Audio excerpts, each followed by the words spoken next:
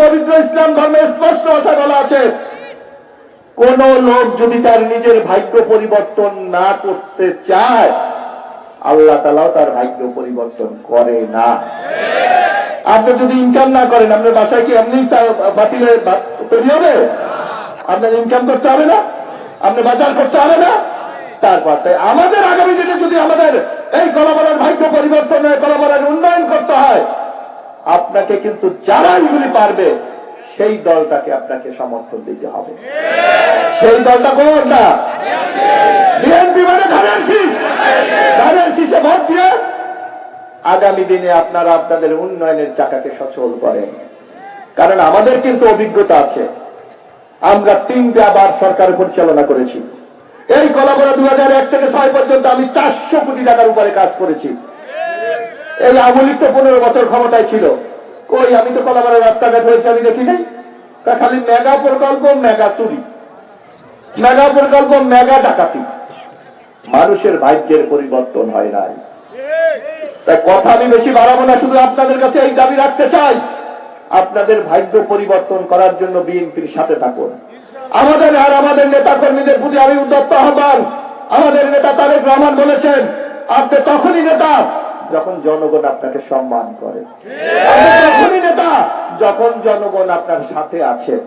আর যদি আমার নেতা হেঁটে যায় আর জনগণ যদি বলে চান্দাবাজ সন্ত্রাসী যায়, সেই নেতা কি আপনি হবেন? বরং জনগণের বিপদে পড়লে তার পাশে গিয়ে দাঁড়ান। জনগণ যদি কষ্টে থাকে তাকে সহায়তা করেন। আমি সকল নেতৃবৃন্দকে কথা বলতে চাই। এবার আমি বিশেষ একটি কথা বলতে চাই। এখানে আওয়ামী লীগের অনেক লোক আছে না? আপনি নীলগঞ্জের লোক, আমি কলাপাড়ার লোক, ওনারা কি বিদেশির লোক? আওয়ামী লীগের যারা অন্যায় করেছে, অত্যাচার করেছে, নির্যাতন করেছে, তারা কি দেশে আছে? এখানে যারা আছে কি তারা নিরীহ লোক না? তারা আপনার ভাই, তারা আপনার বাড়ির পাশের লোক, তারা আপনার আত্মীয়, তারা আপনার ইউনিয়নের লোক। তাদেরও কি শান্তিতে বসবাস করার অধিকার আছে না? তাদের পাশে দাঁড়ানোর দায়িত্ব কার? আপনার দায়িত্ব। যার জন্য সবার কাছে উদ্যত আহ্বান, আওয়ামী লীগ করেছে এটা তার অপরাধ না, আমি বিএনপি করেছি আমার অপরাধ, আরেকজনের জামাত করে তার অপরাধ, চরমনাই করে অপরাধ, কিন্তু মানুষ হিসাবে মানুষকে আমাদের সহায়তা করতে হবে। এখন আওয়ামী লীগ বিপদে আছে, তাদের পাশে গিয়ে দাঁড়ান। বিপদে পাশে গিয়ে দাঁড়ানোর আল্লাহ তাআলাও খুশি হয়, সৃষ্টিকর্তাও খুশি হয়। তাদের উপর কোনো অত্যাচার নির্যাতন করা যাবে না। অনেকে আমাকে বলে, ভাই এখন তো খুব মিডা মিডা কথা কন, 12 তারিখের পর কি আবার সাঁতাইবেন নাকি? কি একটা ভয় আছে না? কি এই কথা বলে না যে 12 তারিখের পর আবার কিছু করবেন নাকি?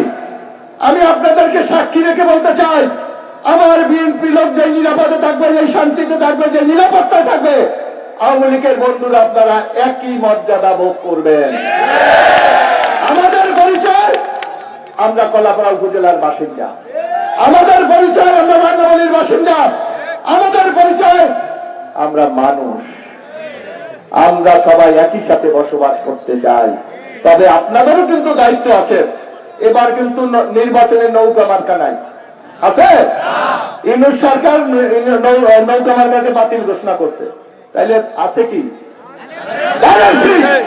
আগামীতে আপনারা ধানের শীষে ভোট দেবেন, ইনশাল্লাহ আমরা আপনাদের পাশে আছি। আপনি বিএনপিতে যোগ দেওয়ার দরকার নাই, আপনি বিএনপির সাথে ঘোরার দরকার নাই।